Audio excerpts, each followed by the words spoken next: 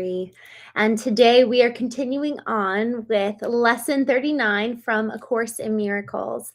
We are going through this as a daily lesson every morning at 9 a.m. Eastern, and I am going to go ahead and start us off with just a quick recap of some of the lessons preceding this one because each one builds on the other. So with that, I am going to start with Lesson 25.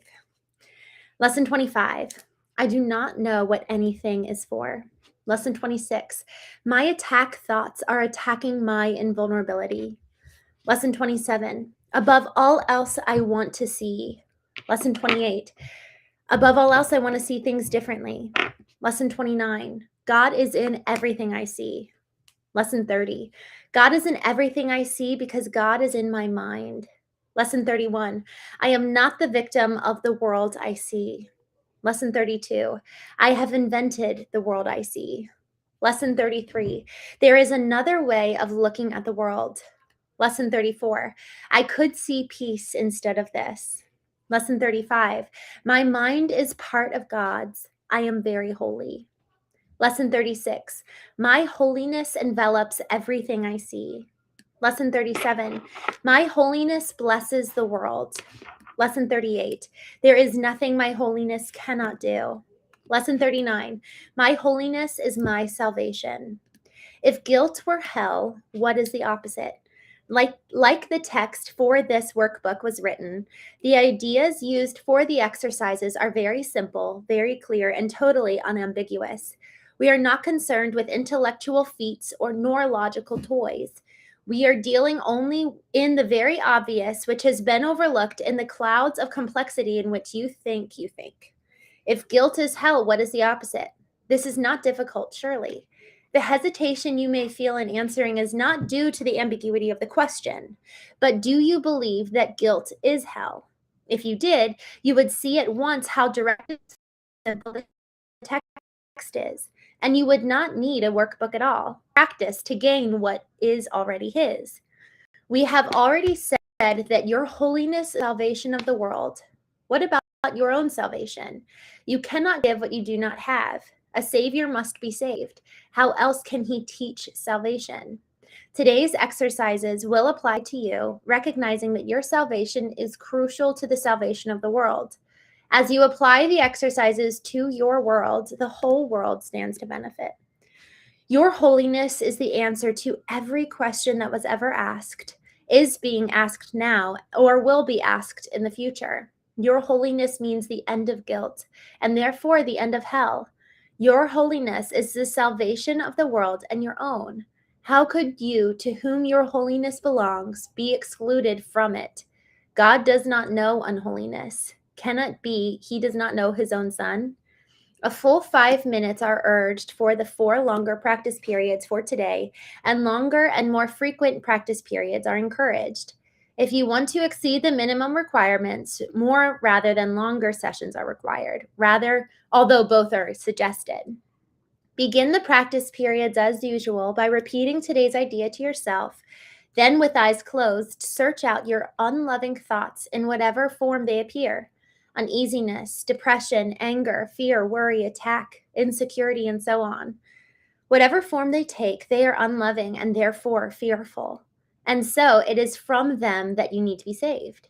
Specific situations, events, or personalities you associate with unloving thoughts of any kind are suitable subjects for today's exercises.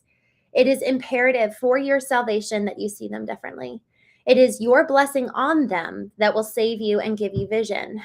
Slowly, without conscious selection and without undue emphasis on any one in particular, search your mind for every thought that stands between you and your salvation. Apply the idea for today to each of them in this way. My unloving thoughts about blank are keeping me in hell. My holiness is my salvation. You may find these practice periods easier if you intersperse them with several short practice periods during which you merely repeat today's idea to yourself slowly a few times.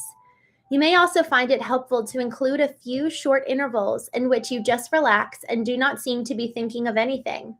Sustained concentration is very difficult at first. It will become much easier as your mind becomes more disciplined and less distractible. Meanwhile, you should feel free to introduce variety into the exercise periods in whatever form appeals to you. Do not, however, change the idea itself as you vary the method of applying it. However you elect to use it, the idea should be stated so that its meaning is the fact that your holiness is your salvation. End each practice period by repeating the idea in its original form once more and adding, if guilt is hell, what is its opposite? In the shorter applications, which should be made some 3 or 4 times an hour and more if possible, you may ask yourself this question. Repeat today's idea and preferably both. If temptations arise, a particular helpful form of the idea is, my holiness is my salvation from this. Wow. This is one, it's a very, very long lesson, but also, man, it goes against so much of kind of like my own natural inclination and frankly, a lot of how I've been raised to think. So with that, just want to do a quick check-in with the chat. Soul 031 or 03I, good morning. I'm so glad you're here. Bob 8046, thank you. Thank you for joining. Tractatus, he says, bro, go to sleep. Rigo Smith, thank you. Thank you for joining. Rosh, thank you for coming on here. Y'all, I'm really, really excited to dive into this morning because, again, it really is counter to so much of how I was raised to think. Christopher Adams, if the world reads Christians, not the Bible, then let your walk with God represent an appealing testimony to all those seeking truth. Wow. What a beautiful way to say that, Christopher. Y'all, isn't that such an interesting thought exercise, Christopher, what you just put in here? Are our lives reflective of one that knows God, embodies the presence of God? Like we are, this is what's so interesting. So somebody, I need to go back and revisit the chat. It was a couple nights ago, but someone was really challenging the thought of God is in us. And we're going to talk actually more about this tonight on the Knowing Show. Sundays are really reserved for our cultivation of spiritual intelligence. So for those who are new to just the Knowing Show in general, we talk about the core intelligences each one of us has. We have intellectual intelligence in our minds. We have emotional intelligence, our soul. We have spiritual intelligence, our spirit, and we have physical intelligence, like our physical selves. Our body, literally, the innermost parts and even our physical body keeps a score. It has data associated with what's happened in the past. And so a lot of our job is to understand what's really true.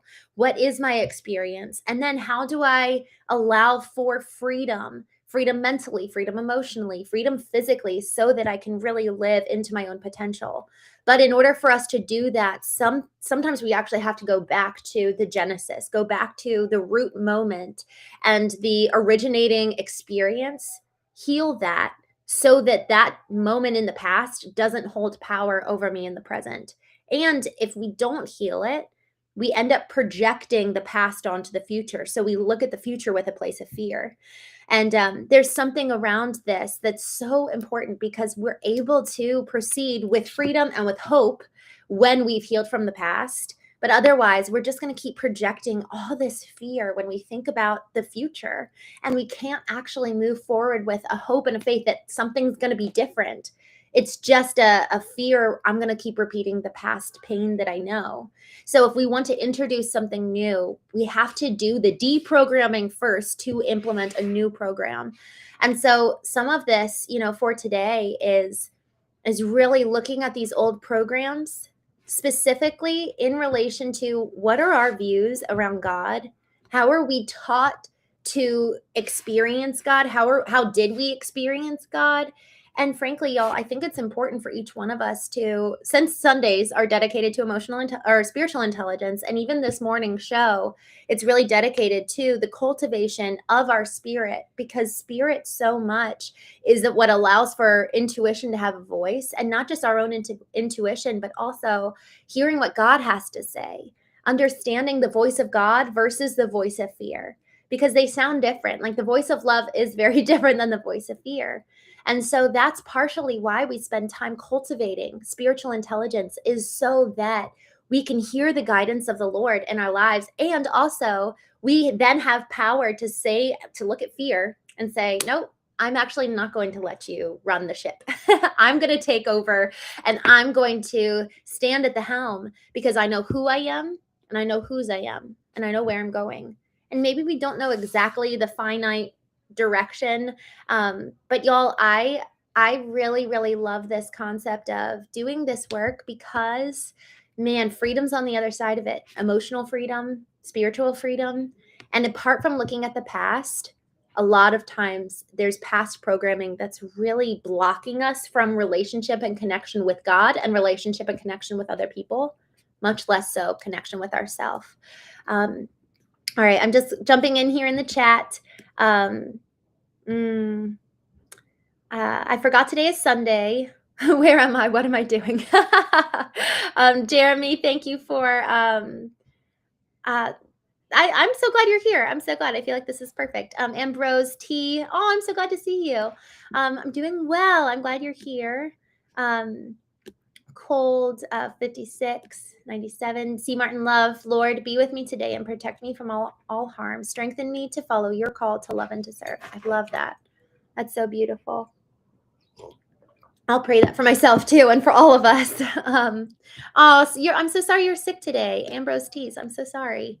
I wasn't feeling well yesterday morning either. Stephen, good morning. Brian, good morning. We talked about last night. I didn't see you on the show, and I might have just missed you, but I normally see you. But we talked about your question. Sammy, please know I can't last long due to me being transferred, but please know I'm grateful for you, as I'm really struggling with my nowadays, knowing my life is so broken with hearing everything now. Sammy, I'm so glad you're here.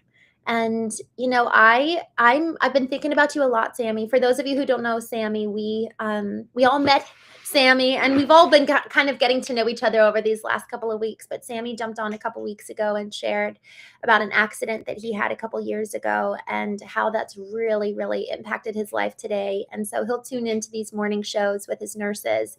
And Sammy, we're so glad you're here. And I've been praying for you, and I'm praying for strength, inner strength. This conversation around cultivating our minds and really strengthening, so that it's like we've got protection.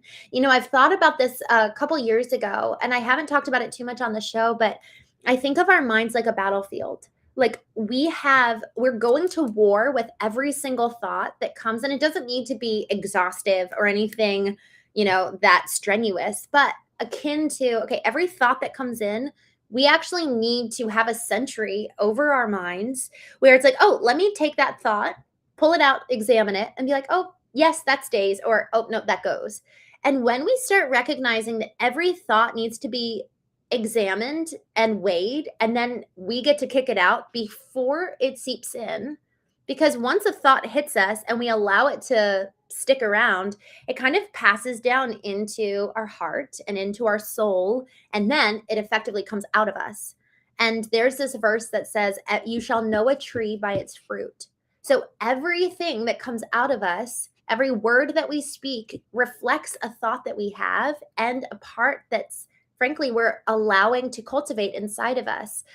So much of I actually was talking, I did the Knowing Intensive yesterday, where I was sitting with a couple, a husband and wife, 59 and 65. And they're both like, we want to change, we want to grow, we want to know who we are.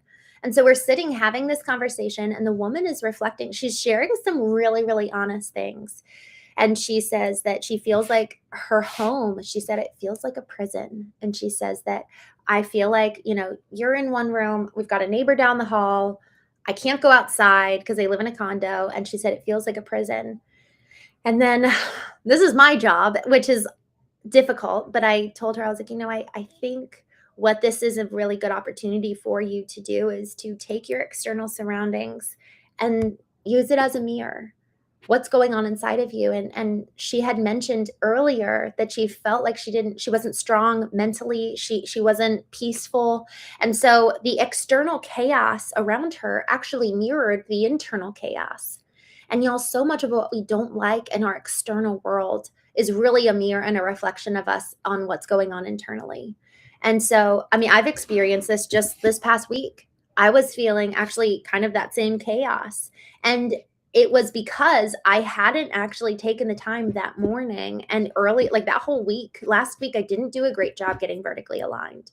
And then my external world just felt kind of like I didn't feel like I had secure footing, and I didn't really know how my days were going to go. And it's because I wasn't internally peaceful.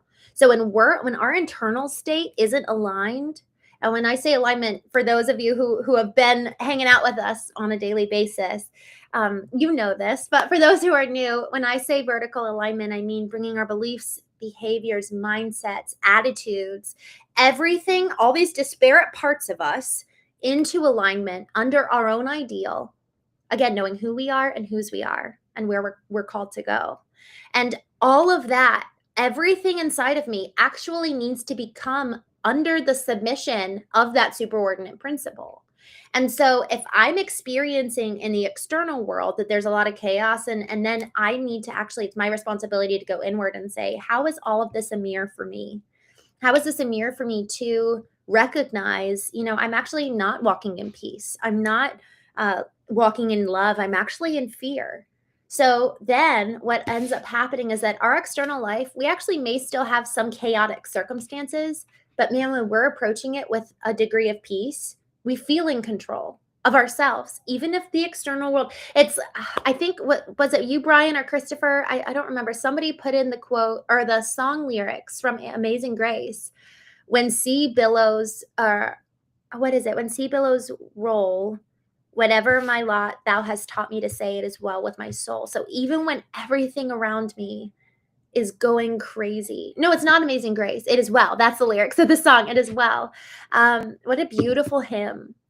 And really, that concept of everything around me is crazy, yet I will stand firm because I have a strong mind. I have a strong inner life, and I can withstand no matter what happens, whatever comes my way. See, Martin loves listening to your inner knowing or still small voice. Yes. Like I love that. That's so, so, so good. And that still small voice, when it's activated, it guides us in the path of truth. And it really is the conduit for peace because we're listening to what's more real than the external. Matthew, good morning. Thank you for joining. Christopher Adams, the boldest preachers and anointed saints were once the gravest of wretched sinners. The Latin etymology of religion is the verb religere, which roughly translates to reconciliation with God. Christopher. I love that. I love looking at the etymology. I love that. Etymology. I said that wrong. Etymology of religion is the verb religere, which roughly translate to reconciliation with God. So good. And isn't that so the opposite of what religion so much is today? It's actually like I'm separate from God. That's so much have been my experience in very traditional religious settings. It's like, oh, you're separate. Yep. You just kind of sit with that. And it's so, man, it's discouraging, and talk about what generates and perpetuates fear. It's this concept of separation where that is the antithesis of today's lesson. My holiness is my salvation. And we have that holiness because we are made in the image of God and God is in us and we have access to God because of Christ. And now we can be like him in every way. Oh, Christopher Gray, I'm so happy to see you. The voice of God outweighs the voice of fear every time. Oh my gosh, yes. And then y'all, this is a question that I need to continuously ask myself, and I would ask you this morning. Do you know the voice of God versus the voice of fear? Like, are you and I attuned spiritually to have that differentiation very clear? Last night on the Knowing Show, I was asked, do you have emotions or feelings that control you? And there's one narrative that really has power that I'm working actively to squelch effectively. And it's this narrative of I'm not wanted. And that's been with me since I was a little girl. And it just continues to kind of rear its ugly head. But I need to know the voice of I'm not wanted in order to then say, oh, but this is what the truth of God says. Because truth, the capital T truth, who God says I am, that's the superordinate principle. But we need to know the data that our body, our emotions, even our intelligence, our intellectual intelligence holds. It's there for a reason, but it does not mean it's the ultimate truth. So the more we know the capital T truth, who God says that I am, and who I choose to be, that's the thing. We can know intellectually, oh, well, this is who God says that I am. But are we allowing that truth to really permeate into our being so it becomes a belief? And y'all, in order for how to do that, one of the things that has made it probably has made the biggest difference. It was actually a challenge that my best friend at the time gave me a couple of years ago. He said, I want you to write down one thing you love about yourself every day. And the thought of doing that was just horrifying, because for so much of my life, I had actually really ignored who I am. I had thought that it was prideful to think of myself. There was a whole bunch of narratives from this very religious, traditional environment that allows for separation, right? Like, look at who you are, separate from God. So anyway, that's a whole other story. But I started writing one thing a day for 61 days, and it was so hard at the beginning. I wrote, like, I think in the first 5 days I wrote, I like that I like pretty things. I like that I like bows. It's just like very vague, very kind of ambiguous. But as I started writing and kind of letting it come out, I realized, like, oh no, I actually do like that I love people so much. I actually do like that and then he was like, no, change like to love. So then I had to write, I love that I love people so much. I love that I love beauty. I love that I'm an alchemist. And in that process, I started to see who God made me to be, and like the core essence, because it's not just I like what I do, but I like who I am. And I love who I am. And I started to slowly see myself as who God made me to be and how God sees me. And that process changed me at a molecular level. And so y'all, I think each one of us is made with a purpose. Each one of us is made with such a specific, unique reason. But man, if we don't love who we are, it's going to be near impossible for us to then fulfill on the mission, because the mission of our lives is then going to be rooted in fear, lack of worthiness. It's effectively rooted in disempowerment versus powered by love, where love is the fuel, love is the gas. And it's love, not just, oh, I love me, but it's I love me so that I can be rooted in love. It's we love with the same type of love which we've received. So if we're not able to receive love and be transformed by love, we then cannot give love. So we have to first, again, look in the mirror. That's the hardest thing.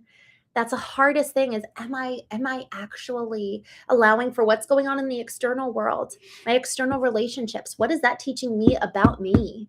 What's going on in my external environment? What does that teach me about me? How do I need to take radical responsibility for my life? Lesson 31 says, I am not a victim of the world I see. And y'all, that has to be something that you and I believe at our core, because for so long as we believe that we're victims, we're then going to assign blame for anything we don't like, anything inconvenient, anything that makes us uncomfortable.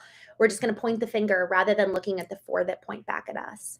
So in this conversation, it's so fun because it's not just, oh, look in the mirror, where are you wrong? But no, it's today's lesson. My holiness is my salvation. We get to cover everything with love, cover everything with the holiness that is already in us because Christ is in us. And so with that, we then love. With that, we then live this miracle life, where we're able to make a real impact. C. Martin Love, recognizing patterns and dimensions of reality beyond the material world and one's immediate ego. So good. Brian, oh, I'm so glad you watched it afterwards. I'd love to hear your feedback on last night. If you have any thoughts or additions, you always have such good thoughts.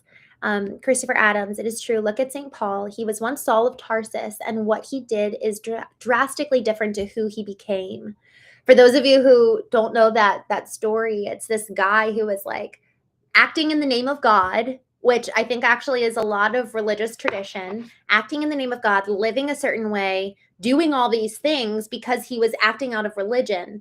But then once he actually encountered Christ, it switched, and all of a sudden he was acting out of relationship. And relationship powered a completely different way of living, a completely different approach to other people, to himself. And you know what's interesting about this man? He actually changed his name from Saul to Paul. And what his experience was after experiencing God, he actually went and kind of was a recluse for a couple of years. He just had to unlearn all of the religion so that everything then was programmed from a place of relationship. And in that process of deprogramming religion and learning a new way of being, right? Because religion powers doing, relationship powers being. And the more we learn to just exist in the presence of God and have that presence transform us, again, receiving love, receive, the Latin root of receive, or the Greek word, I'm sorry, the Greek word of receive is lambano. And it's very active. I always thought of receive as like you just kind of sit there and hold out your hands and you get what's handed to you. But lambano is effectively the same type of concept of a soldier who receives orders. It's not just that they take it and they're like, thanks, got the orders. They go and take action as a result of it. So it's almost like this inflow of you receive it and then it flows into action. And that's what I'm talking about when I say receiving the love of God. It flows in and flows out. And that's the transformation of relationship versus religion, which is just, okay, what do I got to do? Because in religion, you don't transform. It's just a list of rules and that you go act on versus I receive the information in my head, heart, soul, being, and then it comes out in my action. I love that. I love that you brought up Saul to Paul. Ambrose Tees, thank you so much for joining. I don't know if you jumped off, but I hope you have a wonderful day. Just looking through the chat. Sammy, I'm in my chair watching you. Please, please know. I feel like I have nothing other than to please tell people to please be safe as I reach out and tell people about my catastrophic accident. Sammy, I would love to know, man, I would feel so honored to know as you're watching this. I'd love to know, how have you changed? What have you learned? Like if you were going to pass along one thing where you're like, y'all, you have to know, like if you have one message, what is it? Because you can't, I don't think anyone can go through the pain that you have and not be changed in some ways, like how can we alchemize? And alchemy is a scary thing, because what alchemy doesn't do, it doesn't take away the pain and it doesn't mean that the pain is worth it. My brother-in-law getting killed, there's no amount of lesson, there's no amount of alchemy from that can ever make it better that he died. No, that's always going to be tragic. And that's always going to make me so angry and so upset. And not even angry, but like there's always going to be just that pain there, that devastation, that missing him. And that's where this whole concept of letting go and stoicism that I don't agree with, where it's like, oh, feel nothing. I'm like, no, I actually want to feel things. I want to love people, and there's a cost of love. There's a cost of the pain that we go through. And still there's a transformation that can come from every single experience. So I'd love to know, Sammy, if you're willing, would you tell us what you've learned and how you've changed? I would feel so honored to know that if you're willing. And if you want to share that at another time, I would love to hear then. Christopher Adams, transformation from a heart of stone to a heart of flesh, being reconciled to God. I love how you said a heart of stone to a heart of flesh. That's moving from doing to being. Being is the heart of flesh. Doing is the heart of stone. Jeff Hoops, thank you.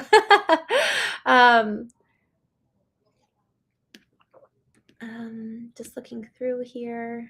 The lens of leisure. He says, do you have to be upside down to be vertically aligned? That's funny. No. Quora, no, we're all just hanging out. Thanks for joining. Sammy, please know me and my nurses are also very grateful for your voice. I'm so glad you're here. Brian, I love the heart emoji. Cameron, new to your channel. What are you talking about? Just came on. this whole channel is really dedicated to cultivating ourselves in every way. So it's cultivating our emotional intelligence, intellectual intelligence, spiritual and physical intelligence. And honestly, the goal is legacy. Y'all, what are we building today that we're going to eventually leave behind? What do you want to achieve in your life? Who do you want to be?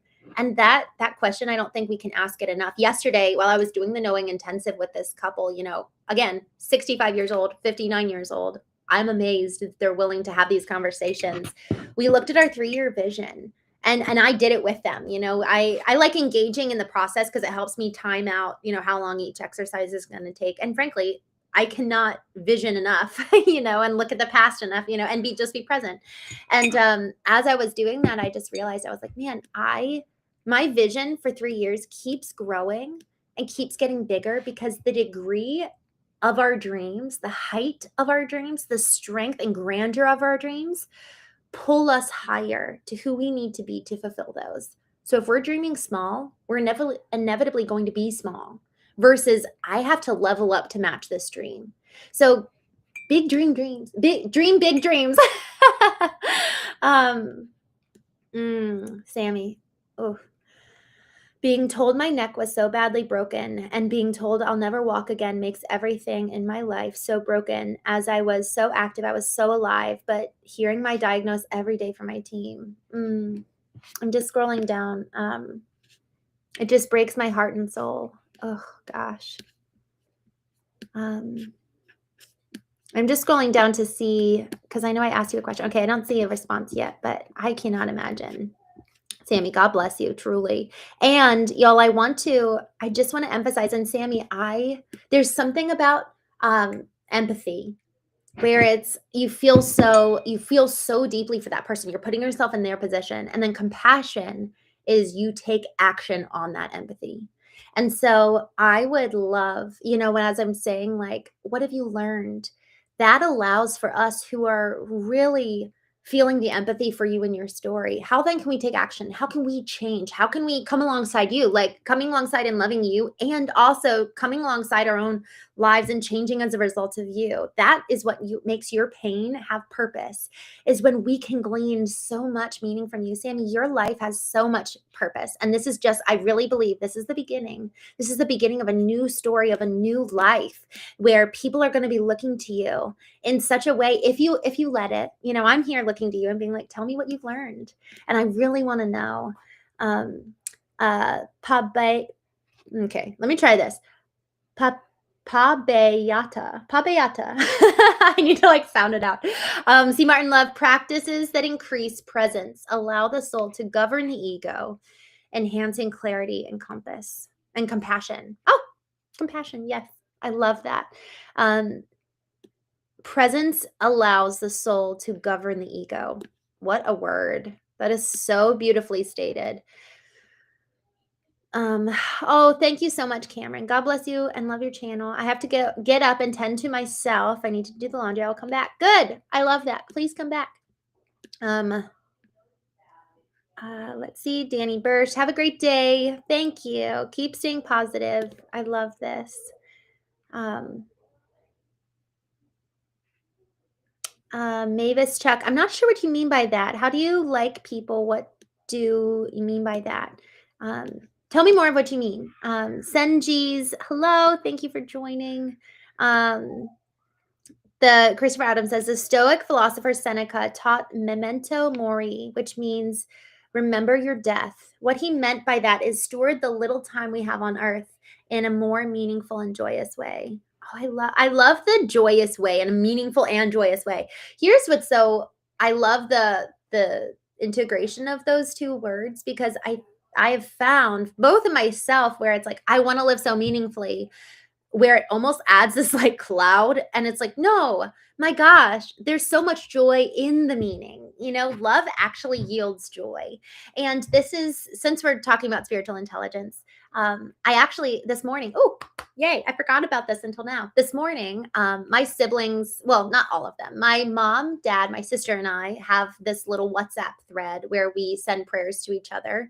And then my darling and I will send each other prayer messages as well. And I was just praying, and I felt like, again, that inner voice, I felt like God kind of whispered to me that I need to pray prayers of praise, and instead of praying the negative, pray the positive. Pray with gratitude and speak out with hope. Prayers of hope are are really able to be transformational because I'm rewiring my brain to view the situation with eyes of hope, eyes of gratitude, already thanking God for what good is going to happen rather than, God, please don't let this happen. I'm kind of speaking out into the ether all the negative things, what I don't want to have happen. So, how much more powerful is it if I speak out and declare and thank Him, with gratitude, all the things that I do want to see happen? God, thank you that my pain has purpose. God, thank you that I am going to get clear on how purpose is going to be derived from this moment. God, thank you that I am changing as a result of this. God, thank you that I'm going to be healed. God, thank you that, really having thankfulness and gratitude power our prayer. And so to that point of meaning and joyous, there's praying for the desired outcome, but in a heart posture of joy and in a heart posture of gratitude. Mavis Chuck, thank you. I appreciate you saying that. Sugar 87 Productions. Good evening to you. It is morning for me, but good evening to you. Amber Bundy, thank you. Thank you for joining. I love that. John Morris, thank you for coming on here. All right. Just kind of, Sender V, hello. I'm so glad. Oh, I don't know what that is. I think that I think I know what it is, but I'm not sure entirely. Amber, what's interesting? You say alchemy can't save you at all. Yet I have found that that's actually in the alchemy is what allows for us to have a heart posture of gratitude, to see and wonder what good is. It's kind of like, oh, I wonder how this is for me. I wonder what God's doing. And that narrative, both of those, this is for me, and I wonder what God's doing in this. Immediately, yes, alchemy doesn't save us, but man, is it a practice. Man, is it a practice that brings us into a place of hope and predisposes our heart and mind to be curious rather than assign judgment to a situation. So I appreciate you saying that. And there's that element, there's that element of like, oh, God, what are you going to do here? And having that heart posture of hope. Yes, a heart of stone from a heart of, or a heart of flesh from a heart of stone is totally, you said it's entirely biblical. Yes. We were actually talking about that earlier before you came on. Just scrolling down. God is described as knowing human frailty intimately, remembering that we are dust. Psalm 103, verse 14. He is portrayed as recording every tear and every sorrow. I love both of those verses. There's one verse in particular where I think he's kept all of our tears in a bottle. And man, if that doesn't bring a sense of like comfort, I don't know what does. Oh my gosh. I don't believe the Oh, thank you, Christopher. Honestly, I'm so glad you're saying this because I haven't done enough deep dive into the Stoics to know it from their perspective. So I'm so glad you challenged me on this because I've heard other people talk about Stoicism, which is kind of like void of emotion. So I'm glad that you're correcting me here. Christopher says, I don't believe the Stoics taught a dismissal of emotion. And I don't know how to say this guy's freaking name. I was struggling earlier when I tried to say his name last week, so I'm not even going to try to say it. But a particular Stoic taught about a dichotomy of control. We solely have autonomy over our responses rather than the external influences around you. Yes, and that's so much of what Viktor Frankl was saying too in Man's Search for Meaning, which is effectively, you can take everything from me. You can take my very life, but you cannot take away my ability to choose, my choice of how I respond. So I love that. So if that's what the Stoics talk about, then absolutely. I love that. And thank you for correcting me. Just looking through here. Sauce Dupe Will. I have 4 sisters and both of my brothers are married. So I've got 3 sisters, and then both my brothers are married, so I've got 5 sisters. Oh my, I am going to hide this one.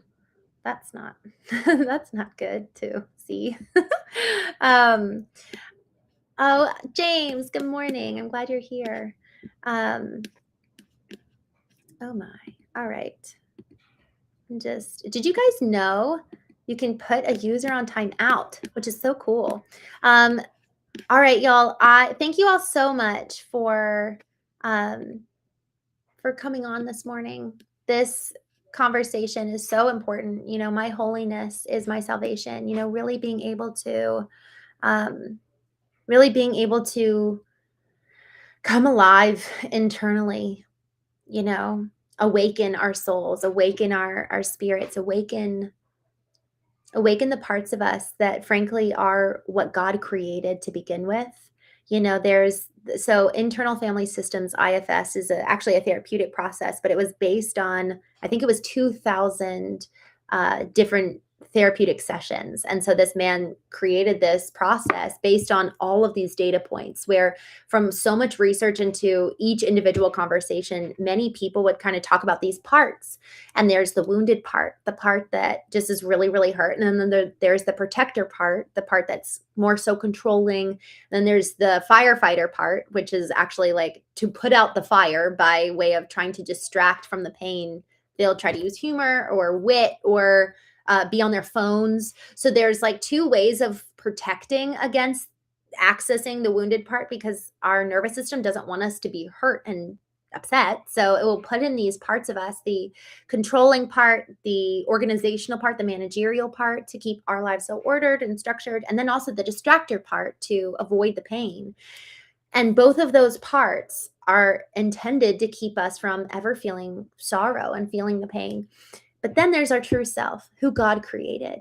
And over time, as our wounded part gets hurt and triggered, the protectors layer on layer, layer, layer, layer. And then we get further and further away from our true self. And so my holiness, Christ in us, that relationship with God, that's the true self in so many ways. It's like when God created Adam and Eve, he said, this is good. And so whether it was figurative or the allegory, or really, there really was a man and woman named Adam and Eve. And even just saying that, like, I hope that we can all be curious, curious about asking those questions, and how much of it, literally, does the literalness of it even matter so much, to the point, can we still derive truth from it? So that's going to be a question that's probably going to bring some, heat back, I would assume. But can we still actually derive meaning from the truth and the allegory of what it offers? And so when God created Adam and Eve, he said, this is good, you're good, I'm in you. And so effectively, it's recovering the parts of us before all the layers of us missing the mark, which is the definition of sin, and all of these layers and layers and layers of what we've come to experience in the world that has allowed for us to move off the course and move out of alignment. But allowing for that true self, where our holiness from God and with God, existing in relationship and in harmony with him, allowing that to come to the forefront, and having our holiness, our true self, at the helm of the ship, where when our fear comes up, we can say, hey, I got it, I hear what you're saying, you're safe. Our protector parts and our wounded parts, tending to those parts, but not letting those take the driver's seat. So y'all, thank you so much for joining me today. I'll be live again tonight at 8:30 p.m. Eastern. With that, I hope you have a wonderful day.